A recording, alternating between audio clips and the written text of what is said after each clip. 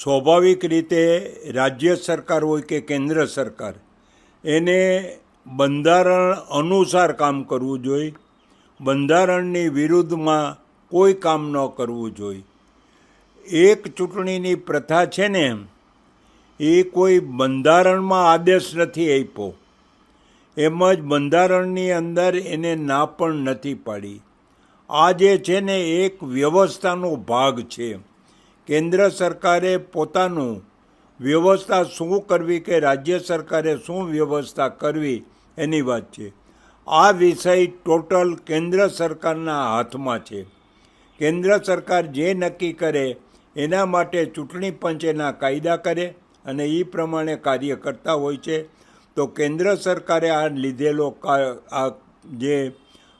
લીધેલો સિદ્ધાંત છે એ ખરેખર ખૂબ જ આવકારદાયક છે.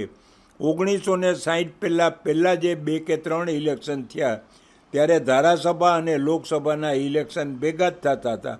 આજે ફરીથી જ એ જ પદ્ધતિ અપનાવે છે. એમાં કોન્સ્ટિટ્યુશનની કોઈ વિરુદ્ધ નથી અને ખરેખર કેન્દ્ર સરકારને જે આની પાછળ અબજો રૂપિયાના ખર્ચા કરવા પડતા હતા એ ખર્ચા પણ મટી જશે અને પબ્લિકને સુવિધા પણ થશે કે એક જ દિવસે એ માણસ પાર્લામેન્ટ અને ધારાસભા બંને પોતાના પ્રતિનિધિ તે જ દિવસે ચૂંટી શકે.